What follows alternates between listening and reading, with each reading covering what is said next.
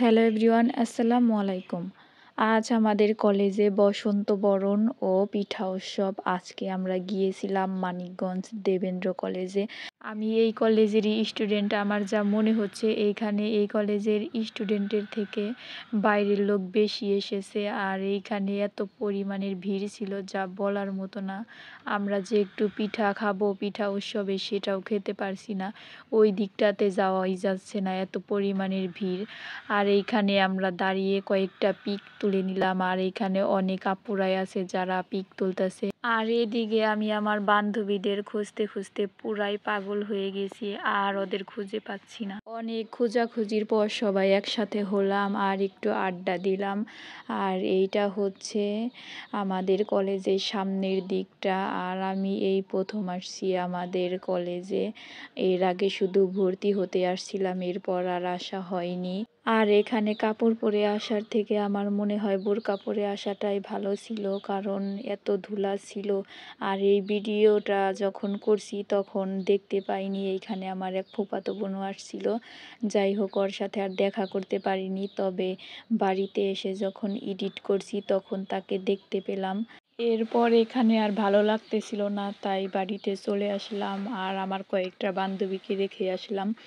আর এরই মধ্যে আমি কাপড়টাও ভাঁজ করে নিলাম, এটা রেখে দেব। এখানে দুইটা কাপড় ছিল আর দুইটা কাপড়ই অনেকটাই সুন্দর ছিল। একদিন ভরে খালি চিন্তা ভাবনাই করছি আসলে কোনটা পরা যায়, কারণ দুইটাই অনেকটাই সুন্দর। আর এই শাড়ি হচ্ছে হ্যান্ড প্রিন্টের শাড়ি, আর এইটা এখন আমি ড্রয়ারে রেখে দেব। এইটা আমার কাকির শাড়ি। কাকির প্রত্যেকটা শাড়ি আর জামা অনেকটাই সুন্দর, দুইটা ড্রয়ার ভর্তি অনেক জামা কাপড়। আর এরই মধ্যে আমি দেখতেছিলাম আমার ড্রাগন গাছ আসলে কেমন হয়েছে।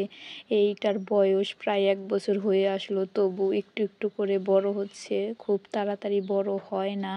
আর এইটা হচ্ছে পার্পেল হার্ট। এই গাছটাতে পানি দেওয়া হয় না, এজন্য অনেকটাই শুকিয়ে যাচ্ছে। আর এরই মধ্যে সবাই মিলে আমরা বড়ই চুরি করে খাচ্ছি।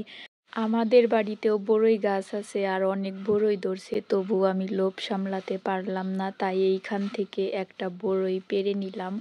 আর আমরা এই বাড়িতে আসছি ইনায়াকে গলা ঝাড়াতে, কারণ ও গলায় অনেক ব্যথা পাইছে। আর সবাই ওকে অনেক আদর করে আর কোলে নেওয়ার জন্য অনেকটা পাগল। একজন ওর কোলে গেলে আর একজনে টানাটানি করে কোলে নেওয়ার জন্য, এজন্য হয়তো গলায় একটু ব্যথা পাইছে। আর এজন্য আমরা আসছি ওকে ঝাড়ানোর জন্য।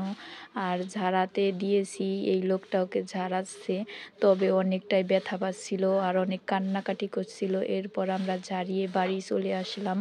আর আমরা ঝাড়াতে এসেছি অনেকজনেই, আপনারা তো দেখেই বুঝতে পারছেন ওকে সবাই কতটা আদর করে। আর এইটা হচ্ছে ওর একমাত্র নানি, মানে সব থেকে ছোট নানি। আজকের ভিডিও এই পর্যন্ত, কি সবাই ভালো থাকবেন, আল্লাহ হাফেজ।